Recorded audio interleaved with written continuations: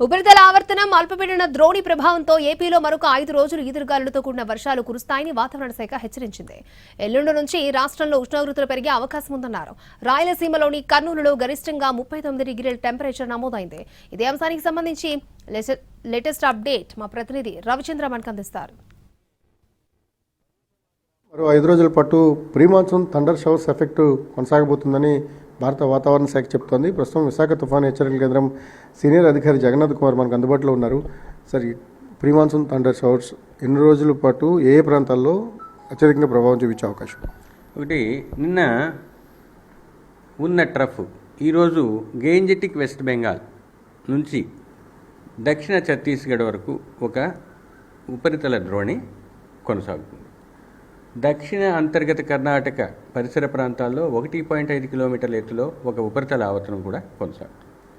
మరియు సముద్రం నుంచి సవ్య దిశలో తేమతో కూడిన గాలులు ఇంకా రాష్ట్రం పైన ప్రభావాన్ని చూపిస్తుంది. కాబట్టి రాబోయే 5 రోజులు కూడా 1-2 చోట్ల ఉత్తర దక్షిణ కోస్తా జిల్లాలు రాయలసీమల్లో 1-2 చోట్ల ఉరుములు మెరుపులతో కూడిన చిరుజల్లులు పడే అవకాశం ఉంది.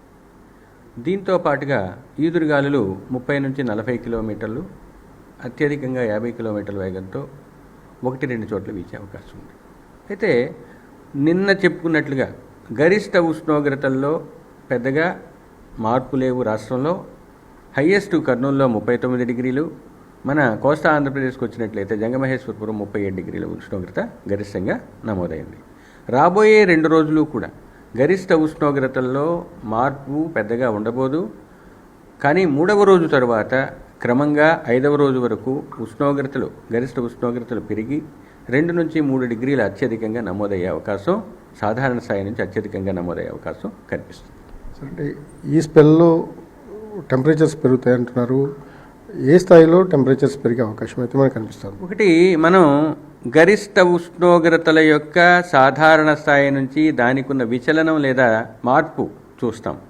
ఆ విధంగా చూసినట్లయితే మనం సాధారణ స్థాయి కన్నా చాలా ఎక్కువగా రికార్డ్ అయినట్టయితేనే మనం సమ్మర్లో వచ్చే ఈ ఉష్ణగాలుల గురించి లేదా డిస్కంఫర్ట్ గురించి మాట్లాడడం అవుతుంది. ఇప్పుడున్న ప్రస్తుతానికి గరిష్ట ఉష్ణోగ్రతలు సాధారణ స్థాయి అంటే నార్మల్ మ్యాక్సిమం టెంపరేచర్స్కి దరిదాపుల్లోనే ఉన్నాయి. రాబోయే 2 రోజుల్లో కూడా దరిదాపుల్లోనే ఉండే అవకాశం ఉంది. ఇంకా చెప్పాలంటే గడిచిన 24 గంటల్లో గరిష్ట ఉష్ణోగ్రతలు 1-2 చోట్ల సాధారణ స్థాయి కన్నా తక్కువగానే నమోదయ్యాయి.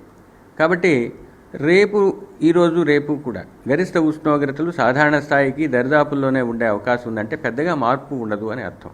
3వ రోజు తర్వాత సాధారణ స్థాయి కన్నా గరిష్ట ఉష్ణోగ్రతలు క్రమంగా పెరిగి 5వ రోజుకు వచ్చేసరికి 2 నుంచి 3 డిగ్రీల గరిష్ట ఉష్ణోగ్రత సాధారణ స్థాయి నుంచి విచలనం చెందే అవకాశం కనిపిస్తుంది. అంటే ధనాత్మక దిశలో, అంటే పాజిటివ్గా పెరిగే అవకాశం ఉంది. అంటే ఏంటి? ఉష్ణోగ్రతలు క్రమంగా పెరిగి